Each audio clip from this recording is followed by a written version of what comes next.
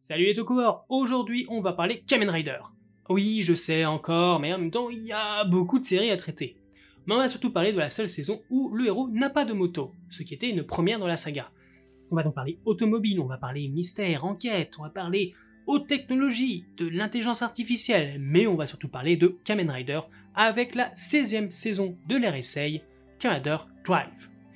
Elle a commencé le 5 octobre 2014, écrit par Riku Sanjo, que l'on retrouvera un peu plus tard sur l'écriture de Zuden Sentai Kyoryuger, et réalisé par Ryota Tasaki, un duo qui a déjà fait ses preuves sur Kamen Rider Double, une saison grandement appréciée des fans. La musique, quant à elle, est signée Shoen Naruse et Kotaro Nakagawa, qui lui est un habitué de la composition tokusatsu, puisqu'on le retrouve sur Mira Sentai, Time Ranger ou encore Kamen Rider Files, pour ne citer qu'elle.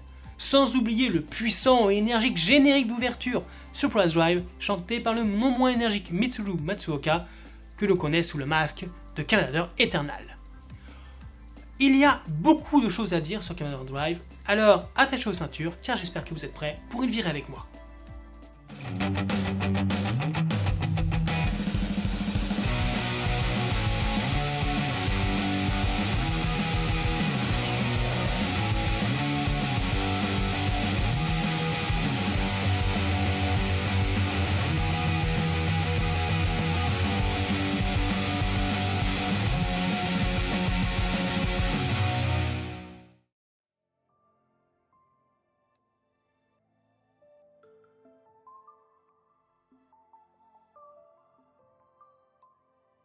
Dans un monde similaire au nôtre, en cette soirée du 8 avril 2014, le monde doit faire face à l'invasion des Roimud, des robots doués d'intelligence, lors d'un événement nommé le Global Freeze. Lors de celui-ci, plusieurs villes ont été fortement endommagées et nombre de victimes ont été blessées ou tuées. L'effet ressenti ce jour-là sera nommé Donyori, ou accélération lourde, se traduisant par un ralentissement dans ses mouvements provoqué par les Roimud. Le monde restera meurtri par cet événement et certaines personnes bien plus que d'autres. 6 mois après cette tragédie, Shinosuke, un jeune inspecteur flemmard, est muté à la division des enquêtes spéciales qui étudie ce phénomène causé par les Roimud. C'est lors d'une mission que Shinosuke rencontre un pour la première fois et se transforme en Drive avec l'aide de Belt-san, une IA contenue dans sa ceinture. Étant désormais un Kamen Rider luttant pour la justice, il retrouve peu à peu son ancienne motivation, épaulé par sa nouvelle partenaire Kiriko et les Shift Cars qui lui donnent différents pouvoirs. Les Roimud ayant la capacité d'évoluer, il est amené à lui aussi changer de forme selon les circonstances, tout en gagnant en puissance. Il finit par attirer l'attention des leaders des Roimud, Earth, Brain et Medic, mais surtout de Chase, alias Machine Chaser, le Shinigami, qui le mettent plus d'une fois en extrême danger. Un nouveau Kamen Rider débarque, Go, le petit frère de Kiriko, et Mac, un hyperactif qui veut détruire tous les Roimud tout en protégeant sa sœur. Chase commence à douter de sa mission à cause d'étranges souvenirs et des combats qu'il a menés contre Drive et Kiriko. La vérité est alors exposée par Brain. Chase est le proto-drive reformaté pour qu'il serve leurs intérêts. Suite à l'intervention de Medic qui le reprogramme une nouvelle fois, il se retourne contre nos héros mais finit par être repoussé et vaincu, voire même détruit, au grand désespoir de Shinosuke et Kiriko. Mais ce n'est pas la fin, car elle le retrouve et le soigne à l'aide des Shift Cars, lui rendant alors sa liberté et son libre arbitre. Malheureusement, Shinosuke est obligé de se transformer, révélant alors son identité de Drive à ses collègues et au monde entier. Les ennuis continuent avec l'arrivée de Freeze, le Roimud 001 caché sous les traits du ministre de la Défense, et la trahison de Go. Freeze met de nombreux bâtons dans les roues de l'unité spéciale, mais malgré l'aide de Chase devenu Kamen Rider Chaser, il réussit à atteindre son évolution ultime et tue Shinosuke. En apprenant cela, Go révèle son entourloupe. Il n'a fait ça que pour voler la tablette Brain qui contient l'IA du professeur Banno, le créateur des Roimud. Grâce à Belt-san, Shinosuke est maintenu en vie jusqu'à ce que l'équipe le ramène sous sa forme finale, Kamen Rider Drive Tide Quadron, et réussir ensemble à vaincre définitivement Freeze. Banno manipule l'équipe Ego afin de voler Belt-san, le copier et s'y transférer. Il prend le contrôle des Roimud et devient God Drive, l'ennemi ultime qui veut créer un Global Freeze éternel. Pour cela, il réunit autour de lui Earth, Brain, Medic et crée le Sigma Circular qui aspire leur puissance pour permettre le nouveau Global Freeze. Banno trahit Earth, Brain et Medic qui s'allient alors avec nos héros pour empêcher le second Global Freeze. Banno et le Sigma Circular sont détruits mais pas sans perte. Brain, Medic, Earth et Chase ont sacrifié leur vie pour la survie de tous. On aura alors droit à un caméo de Canard Ghost pour empêcher Shinosuke de grossir le nombre des pertes. La menace passée, tous peuvent continuer leur route sereinement.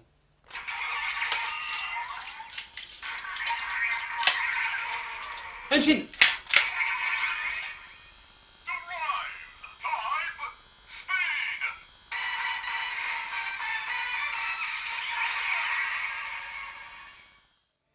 Shinosuke Tomari est notre héros, un fier et brave détective passionné qui mettra malheureusement un certain temps à se remettre des événements de Global Freeze.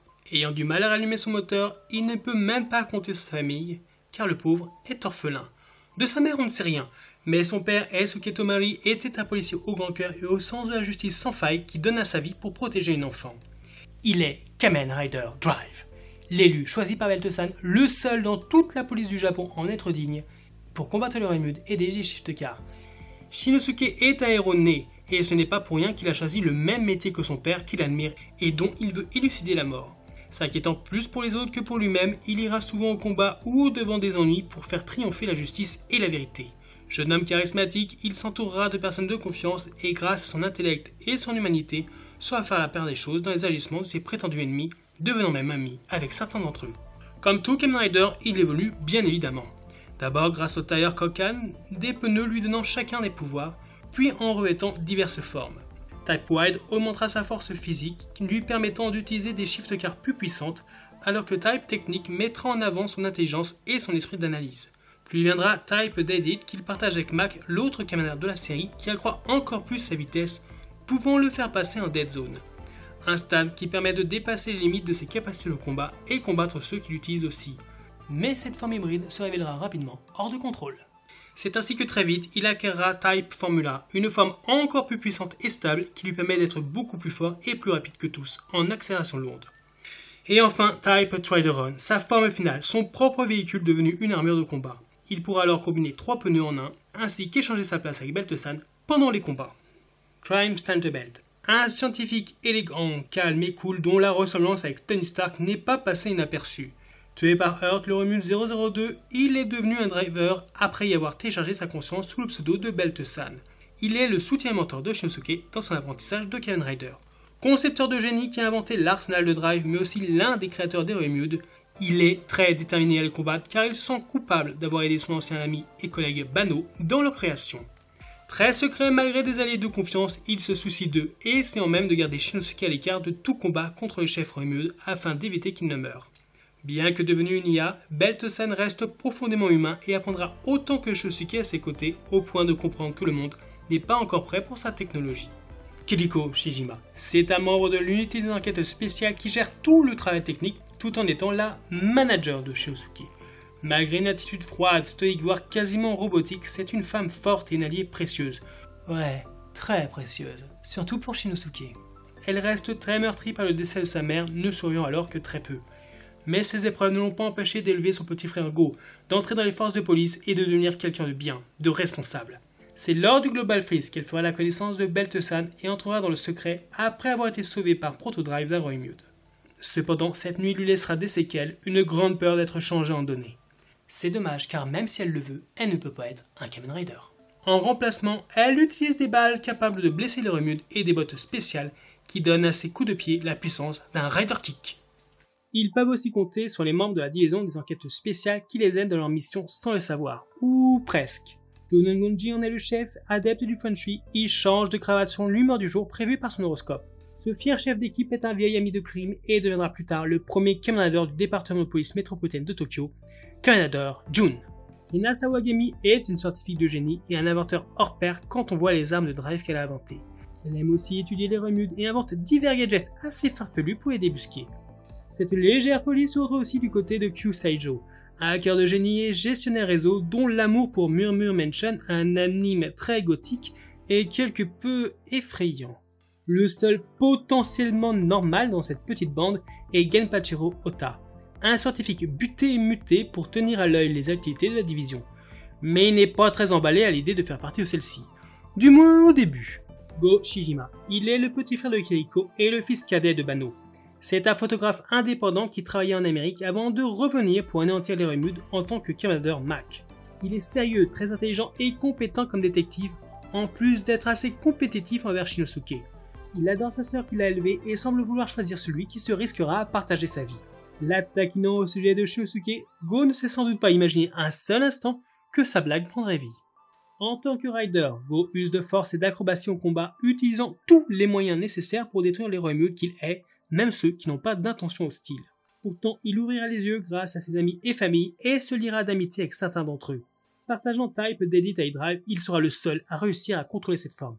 Après avoir vu Chase se sacrifier, il obtient une forme hybride surpuissante, symbole même de son amitié avec lui, devenant Commander Chaser Mac.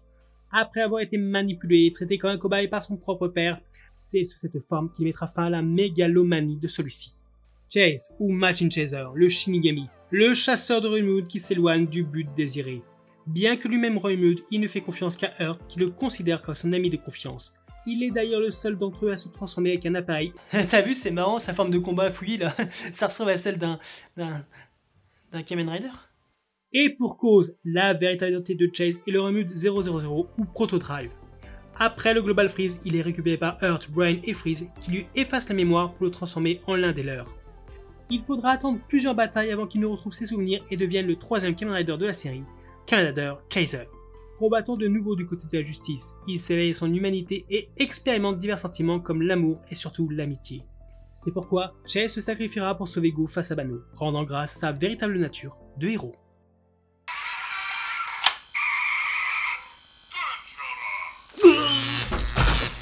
Les ennemis de cette saison s'appellent les Roymude. Au nombre de 108, ils se divisent en 3 types, Bat, Spider et Cobra. Ils ont la capacité de copier leurs victimes à la perfection avant de les éliminer. Les Roymude ont également tous une émotion qui domine leur personnalité et leur permet d'atteindre leur évolution ultime. Mais revenons un instant sur les différents méchants apparus tout au long de la saison. Earth, le Roymude 002, est à l'origine du soulèvement des Roymude. C'est un jeune homme séduisant et charmeur mais reste très dangereux, comme quand il a tué Bano, son créateur et tortionnaire, puis ironiquement son sauveur, Cream Sentinel. Bien que souhaitant que la race Roymude s'élève au-dessus de l'humanité, Earth n'est pas condescendant envers les humains comme certains de ses compagnons. En effet, Earth a reconnu Shinosuke comme un adversaire digne, grâce à son courage et sa ténacité. Proche de la mort, il surmonte même sa haine envers les humains, se liant d'amitié avec lui. L'émotion spéciale de Earth qui lui permet d'évoluer est la joie, malgré qu'il en possède une autre, la colère qu'il ne ressent que face à Bano. Brain, le Roymude 003 est le chef tactique de l'équipe, doué d'une très grande intelligence. C'est le type même du génie insupportable car il est facilement irrité. Mis à part sa personnalité froide, il est calculateur et sadique et peut inoculer un poison qui, selon son humeur, peut améliorer, guérir ou même tuer. Ironiquement, malgré son motif cérébral et son esprit calme, il devient facilement nerveux à chaque fois que quelqu'un est meilleur que lui. Son intérêt déviant pour Earth et sa jalousie envers Medic le transformeront peu à peu en quota comique pour la série. C'est pour cela que l'émotion spéciale de Brain est la jalousie, voire l'envie. Medic, le Roymude 009 est la seule femme du trio et guérisseuse pour ses compagnons. Elle est capable de guérir un noyau Roymude endommagé, même ceux au bord de la destruction. Elle affiche clairement ses sentiments pour Earth, dont elle est folle amoureuse. Earth d'ailleurs l'appelle affectueusement sa déesse, ce qui lui plaît beaucoup. Elle apparaît souvent, faisant des pointes habillée en gothique Lolita. Malgré sa loyauté envers Earth et sa gentille façade, elle est la plus cruelle et impitoyable du trio, révélant même qu'elle n'a jamais pris soin de Roymude autre que Earth, et trouve que l'élimination des Roymude défectueux est plus efficace que de les réparer. Mais Medic n'a pas toujours été ainsi. À sa naissance, elle était pure, gentille et très curieuse du monde qui l'entourait. Mais lorsqu'elle a guéri ses camarades, sa capacité a eu pour effet secondaire d'absorber leurs émotions négatives, ce qui l'a finalement corrompue. Bien qu'elle soit une Roymude, elle se soucie des animaux et peut même les guérir. L'émotion spéciale de Medic est la dévotion, ou l'amour, car elle veut plaire à Earth. Freeze est le Roymude 001, sage, rusé, manipulateur, qui utilise son pouvoir de manipulation de la mémoire pour cacher les activités criminelles des Roymude. Il se cache sous l'identité de Soshi Makage, le secrétaire du Bureau national de défense, une position qui lui permet de manipuler l'ensemble de la police. Même s'il fait partie des 3 premiers Roymude rebelles, il refuse d'être un leader pour son espèce. Freeze affirme que son émotion spéciale est l'humiliation, qu'il a découverte en rencontrant Esuke, le père de Shinosuke. Et enfin, Tenjiro Bano, ou Gord Drive. Un scientifique arrogant, manipulateur, cruel, narcissique et sadique, dont les échecs constants l'ont poussé à la folie. Il ira même jusqu'à donner le visage d'un investisseur ne croyant pas en ses recherches à l'une de ses créations pour pouvoir l'humilier et le torturer à loisir. Animé par un complexe divin, il pense que quiconque ne comprenant pas son génie lui est inférieur et doit souffrir. Un dieu qui cependant craint la fin de son existence au point de devenir une IA. Pour repousser l'échéance, il utilise ses Roymude comme des pions consommables vers son objectif ultime de créer un Global Freeze éternel. En dépit de son propre intellect, la plupart de ses œuvres autoproclamées ne sont que des plagiats du génie de son ami et collègue Cream. Le Cordravia, les Roymude, la technologie de transfert d'esprit pour devenir une IA, ainsi que le Banner Driver, une simple copie du Drive Driver. Il ira même jusqu'à demander au Royaume 004 de copier les données de crime afin d'utiliser le génie scientifique de ce dernier à loisir. Malheureusement pour lui, il sera détruit par l'un de ses cobayes, son propre fils Go, qu'il suppliera de l'épargner afin que le monde ne soit pas privé de son intelligence.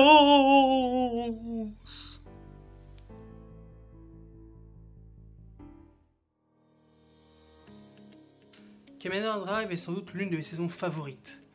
Et pourtant au début c'était loin d'être gagné, parce que tu vois, je regardais chaque semaine les épisodes qui sortaient, et je trouvais ça sympa, mais sympa juste, sans plus quoi. Mais quand j'ai essayé de refaire l'intégrale de la série, soit en quelques jours, c'est là que j'ai été conquis, c'était la révélation.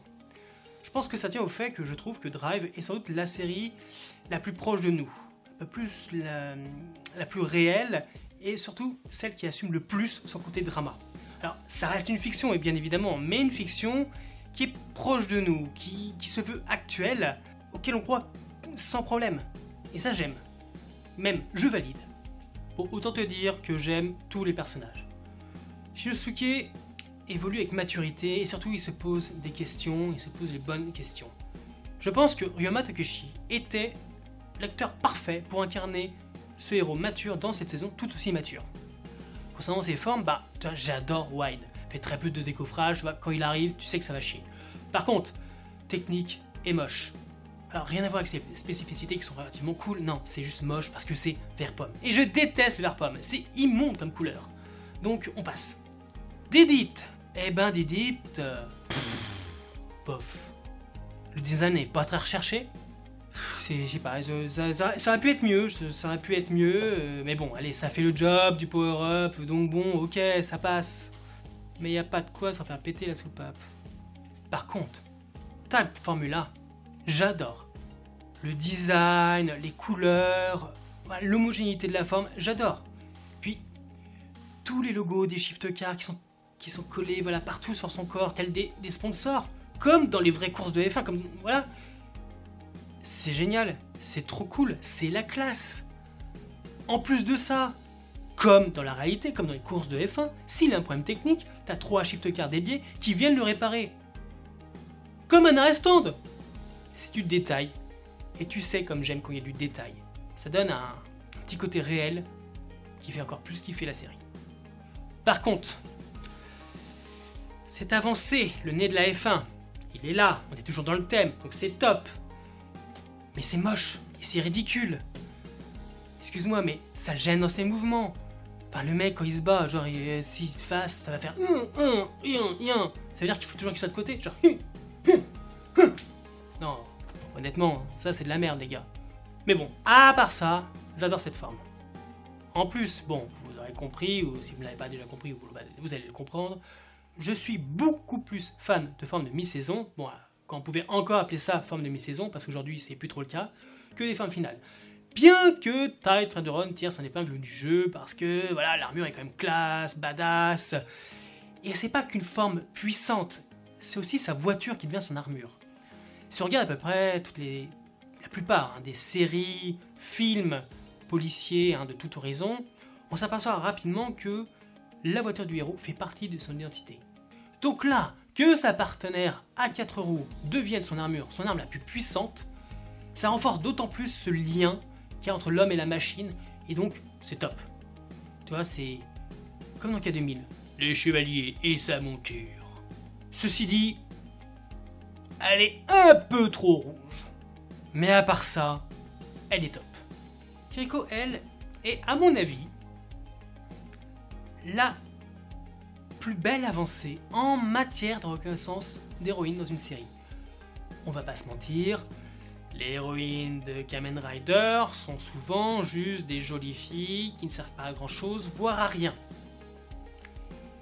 Je pense notamment, et pour moi c'est la pire, Akiko de Kamen Rider Double. Clairement, si elle n'avait pas été là, je pense que la série aurait été encore meilleure. Ou alors, ce genre de personnage est une sorte de quota love interest pour le héros, ou pas. Ça va dépendre du scénariste, et de la fin qu'il a décidé de faire. Mais bon, elles sont surtout là pour faire joli, de beaux sourires, être sexy parfois, parce que avant ou après, elles vont faire des shootings, lingerie ou maillot de bain, pour notre plus grand plaisir. Bien que certaines ont quand même droit à quelques bonus. Je pense notamment à Ina dans Kaiser Oz avec sa force herculéenne, ou encore Mai et son destin hors du commun dans Kaiser Gaim. Mais Kiriko, elle évolue en même temps que Shinosuke. Elle n'est pas extérieure aux événements, une simple pièce rapportée par-ci par-là, elle en est au cœur. Tout simplement, je dirais que Kiriko est le symbole de l'égalité homme-femme dans la série. Et on n'oublie pas l'évolution commune à deux héros, la relation amoureuse. Alors oui, la relation amoureuse dans Kamen Rider, ce n'est pas une nouveauté, loin de là. Mais elle nous a quand même plus habitués à quelques signaux par-ci, par-là, quelques rendez-vous ou pas. Rien de bien concret ni de développé. Pour finir en fin de série par se questionner si ils sont ensemble, oui, non, pourquoi, on s'en fout. Ou alors assister à un mariage qu'on n'a pas du tout vu venir. Dans Drive, la relation amoureuse de nos héros est gérée en même temps que l'intrigue principale, et mieux que tout, ne la pervertit aucunement, ni ne la parasite. Tout se fait naturellement, ça c'est top. On va donc assister à l'émergence de leurs sentiments, le refus de le reconnaître, puis l'acceptation, et enfin, par finir en fin de série à former un couple. Je vous l'avoue, je suis flanc bleu. Donc, voir ça aussi bien géré dans une de mes franchises favorites, ça me fait super plaisir, et je dis, bien joué. J'ai un peu plus de problème avec Go. Alors oui, il est bien le digne héritier de la longue tradition des riders secondaires aka le rival du héros. Il est cool, il est fun, on s'amuse bien avec lui, hein. Bon il est amusant, mais il reste quand même capricieux, têtu, naïf, et surtout son évolution m'a choqué. Enfin évolution, c'est vite dit. Déjà son arrogance lui coûte beaucoup à chaque instant de la série. En plus, il régresse plus qu'il n'évolue à un moment, parce qu'il reste vraiment, comme je disais, têtu, non ouvert, fermé aux situations qui changent autour de lui, jusqu'à même presque perdre son statut de rider secondaire au profit de Chaser. Ce n'est pas rien. Alors oui, bon, tout ça est dû à un traumatisme lié à l'enfance, et c'est justement le résolvant qu'il va atteindre son évolution finale, et blablabla, ok, très bien. Mais bordel, il faut attendre la fin de la série pour qu'il connaisse son heure de gloire, ce moment qui va rester gravé dans nos mémoires. Et surtout, un événement en particulier pour que cette évolution finale ait lieu en tant que héros et surtout en tant qu'ami. Sérieusement, on pouvait pas faire ça plus tôt? C'était si dur. Ça me fait chier, ça m'a saoulé, ça m'a gonflé, il me gonfle, donc je me casse. Ta gueule. Chase 8 doit son évolution à son public. Mais bon, comment lui en vouloir? Il faut dire que le Bellator robotique a plu dès sa première apparition de par son jeu et son rôle. Le côté stoïque, robotique a su trouver un public, nous en l'occurrence, au travers des réussites et des échecs du personnage. Ce n'était donc pas du tout, mais pas du tout une surprise de le voir évoluer en tant que troisième Kamen Rider pour la série. On l'avait senti, hein, ça sentait bon. Chase est vraiment intéressant, c'est un personnage qui change beaucoup. Alors oui, il veut accomplir sa programmation, mais surtout il veut comprendre les humains au point de faire lui-même l'expérience de divers sentiments, tels l'amitié, mais surtout l'amour. Et se prendre un râteau. Le travail sur le personnage est au top. Taiko Katono l'interprète vraiment bien. Et puis bon, cet humour sérieux... Non, le personnage est très bien écrit. J'adore. Quant aux autres membres de l'équipe, écoute, c'est sympa, on apprend plus sur eux, sur leur passé, mais ils vont rester quand même très secondaires, malgré quelques petites surprises. Faut l'avouer, ils sont surtout là pour détendre l'atmosphère d'une série quand même assez sérieuse. Et ça va marcher, puisqu'ils vont apporter quand même quelques bouffées d'air frais, qui nous permettra de respirer dans l'intrigue. Côté méchant, Hurt, Bren, Medic, je les adore juste. Bon ok, Bren il est peut-être un peu trop comique relief, mais même combat unité spécial, je pense qu'il est là pour détendre l'atmosphère dans le camp des méchants. Parce qu'il faut dire que ça rigole pas beaucoup non plus de leur côté. En plus, vu que son modèle humain était relativement loufoque, il ne pouvait que l'être. Medic est belle, mignonne, un peu sadique, et c'est peut-être pour ça que je l'aime, et surtout son actrice Fumika Baba.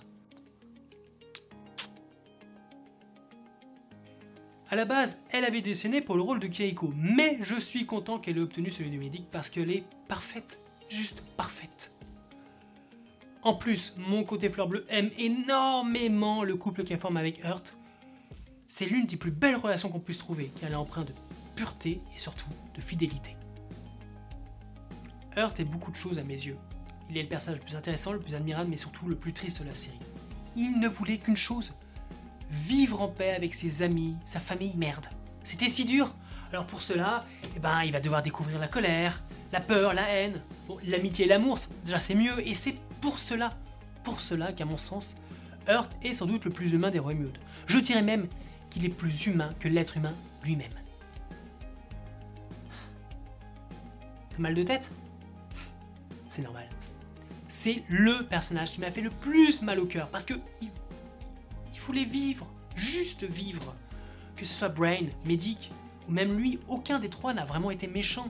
Alors oui, beaucoup de Remudes sont de vraies saletés qui nous rangent facilement à la vie de Go de tous les détruire, mais pas eux. Pas eux. Ils ne voulaient qu'une chose. Trouver leur place dans un monde qui leur est inconnu et vivre en paix. Hurt le redit toujours, il n'a rien contre l'être humain. Tout ça n'a servi à rien. Tout ça n'est la faute que d'une seule personne. Banno. En parlant de Banno, bien qu'il apparaisse tardivement, boss final, tout ça, il est clair qu'il est vite devenu l'un des êtres les plus méprisables de toute la franchise. De son apparition jusqu'à sa mort fracassante, on ne peut que le détester. Dès le moment où il apparaît à l'intérieur de sa tablette, il ne fait que manipuler Go, Medic, Brain, etc. Et même quand on le voit en tant qu'humain dans les flashbacks, il était déjà pourri jusqu'à la moelle. Le personnage est donc une enflure galactique, et vous ne me direz pas que vous n'étiez pas content lors de sa mort. Moi je vous l'avoue, j'ai sauté au plafond, j'étais heureux. Bien fait, connard. Bien fait. Au-delà de ces personnages, Drive est une série qui n'ennuie pas un seul instant. Elle est dynamique et a ce mérite de croisière idéal. Les enquêtes sont bien menées, le suspense est là, et... alors que sur d'autres séries, le découpage en 2 ou 3 épisodes peut s'avérer ennuyeux, ici, c'est parfait. J'aurai également l'occasion de le redire, mais une bonne série passe par ses héros, ses méchants et son scénario. Tout ce qui est goodies, formes, c'est secondaire. Ce n'est pas parce qu'il y a 200 formes, 300 goodies que la série sera bonne, loin de là. Alors attention, j'adore quand il y a plein de riders, qu'il y a plein de formes, et pas que sur les demoiselles, mon portefeuille beaucoup moins. Mais ça n'a pas d'incidence, à mon sens, sur le show. Ah oui, j'avoue, il faut vendre, il faut rentabiliser l'investissement, c'est une chose, mais encore une fois, à mon sens, ceci n'est pas un argument recevable si on doit parler de qualité ou de scénario. Mais surtout, une bonne série, c'est une série qui vous fait ressentir des choses. Et Dieu sait que sur Drive, j'en ai ressenti. Joie, peine, colère, haine, amusement, pitié, surprise, mais surtout, tristesse. Les victimes de Freeze, le fait que Go se fasse traiter de rat de laboratoire par son propre père, la mort de Shunsuke, la détresse de Kiriko, Medic transformé en poupée sans âme brisant le cœur de Hurt, le sacrifice de Brain, celui de Chase, celui de Medic, ou encore les adieux déchirants de Hurt à son seul ami. Oui, j'y suis allé de ma petite larme, j'avoue. Héros ou méchants sont tous d'excellents personnages charismatiques, bien écrits et incarnés par des acteurs talentueux que je trouve très bien choisis. En plus de ça, nous avons un scénario qui tient la route, sans aucun filler. Ah oui, aucun. Bon, à part l'épisode 48, qui est nommé comme épisode spécial, style petit épilogue. Mais bon. À part ça, je retiens également que Drive est une saison un peu prise de risque, du fait de ses petites particularités qui la font se démarquer des autres séries. Première chose, le raider principal n'a pas de moto mais une voiture. Après des décennies de moto, il fallait quand même oser. Et non, ne me parlez pas de l'Idol, le véhicule secondaire de Black Irix. Clairement, la moto est aujourd'hui devenue un accessoire plus qu'autre chose. Un accessoire dispensable, et c'est dommage. La série joue également beaucoup sur de petits jingles onomatopées lors de petites scénettes mettant les personnages en gros plan. Ces passages cartoon peuvent déplaire je pense, mais permettent de rendre les personnages très sympathiques. Il est clair que Chase a été un test pour les futurs 3e Riders. Un méchant devenant un héros, devenant un Kamen Rider. Impossible de savoir si le concept allait fonctionner avant d'essayer. Faut dire que le public est tellement changeant que ça devient compliqué maintenant.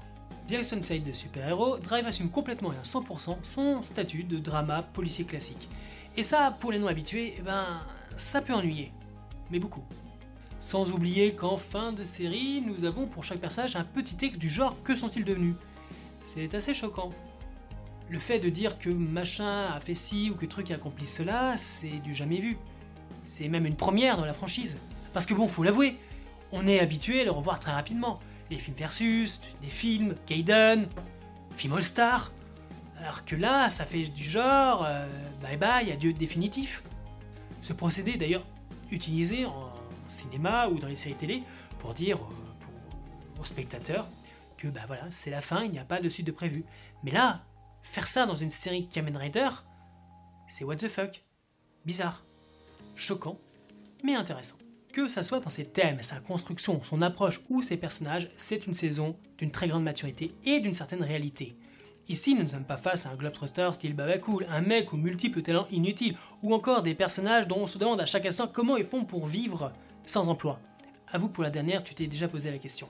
On ne combat pas non plus des menaces ésotériques venues des temps anciens, des monstres magiques ou autres trucs de ce genre. Non, non, ici, nous sommes face à un jeune homme comme n'importe lequel d'entre nous, qui doit faire face à ses responsabilités, gérer sa vie au quotidien, et qui se retrouve à combattre une menace cybernétique, créer du chaos de l'esprit d'un taré. À une époque où les IA et les robots ne sont plus tellement un rêve impossible, ça fait réfléchir. On retrouve donc des thèmes communs avec Kamen Rider Zero One, le Kamen Rider de cette année. Il y a des similitudes, à croire que Drive préparait peut-être le terrain pour la prochaine ère, ou que Takahashi a juste copié comme un gros bâtard ce qui a le plus marché. Je ne dis pas que Drive est une série parfaite, certains n'aimeront sans doute pas pour d'autres raisons que celles que j'ai citées plus haut. Moi-même, je me pose encore des petites questions, où il y a des choses qui me gênent, des trucs un peu moyens, un petit manque de détails. Par exemple, si Shinosuke est l'élu, blabla, tout ça, youpi, The One. Quand est-ce qu'il a récupéré Trideron? Genre le premier jour de son transfert à l'unité des losers? Oui, appelons un chat, excuse-moi. Et ça lui a pas paru bizarre qu'on lui file une voiture de patrouille qui ressemble à tout, sauf à une voiture de patrouille? Je vais arrêter de me prendre la tête. Ok. Bonne route. Si le monde n'est pas prêt pour la technologie de Drive, quand le sera-t-il? Est-ce qu'on le verra? Parce que du coup, ça rejoint la longue liste des événements à venir dans le futur de la franchise, si Toei ne l'oublie pas en cours de route. J'attends toujours le retour de Hank, moi. J'attends. C'est bien beau de booster Machine Chaser, la double accélération lourde, tout ça, très puissant, très dangereux. On nous parle d'un truc surpuissant, mais qui ne sera utilisé qu'une seule fois. C'était quand même beaucoup de fois pour pas grand chose, non? Bien qu'on peut se douter que Banno ait transféré sa conscience à sa mort, comme crime. Comment s'est-il retrouvé sur la tablette de Brain, qu'il a lui-même piqué à un couple lambda dans un café? En parlant de Banno, je trouve que ça manque de précision et de développement autour de sa vie humaine. Ça aurait été sympa de voir plus de tranches de vie entre lui et Crime et leur mentor. Enfin, j'imagine, aucune certitude, que Hendrickson est aussi le mentor de Banno. Bref, Kamen Rider Drive est une série que j'adore, je te la conseille, alors regarde-la si ce n'est pas déjà fait. Les habituels petits trivia. Il s'agit de la première série Kamen Rider depuis Kamen Rider Force dans laquelle les Riders sont appelés Kamen Rider. C'est la première saison Kamen Rider de type automobile et la deuxième série sur un thème détective depuis Kamen Rider Double. Takahito Omori, l'un des producteurs du show, a dit que Kamen Rider Drive est un hommage à la série télévisée américaine de 1982, Knight Rider, qui a 2000, la citant comme Kamen Rider rencontre Knight Rider dans une interview. C'est la première saison de Kamen Rider à avoir le thème d'ouverture chanté par un artiste ayant interprété un Kamen Rider dans le passé. Dans ce cas, Mitsuru Matsuoka, qui a joué Katsumi Daido, Kamen Rider Eternal, et plus tard Kamen Rider Yongo. C'est l'une des seules saisons de Kamen Rider avec Kamen Rider Kabuto où Héros comme monstre utilise la chronokinésie, le ralentissement du temps. Et enfin, Kamen Rider Drive est le seul SC Rider qui à la fin de sa saison n'est plus actif et n'a plus ses pouvoirs, hors mort ou perte de la mémoire. Voilà, si cette émission t'a plu, n'hésite pas à la partager autour de toi et me dire bien évidemment ce que tu en penses. Tu peux nous retrouver sur tous nos différents réseaux sociaux présents en description et sur le site heroshop.com pour connaître toute l'actualité du tokusatsu. Inutile de te dire que notre virée dans le monde de Drive est loin d'être terminée, mais que j'espère avec cette première étape t'avoir prouvé que la moto ne fait pas forcément le rider.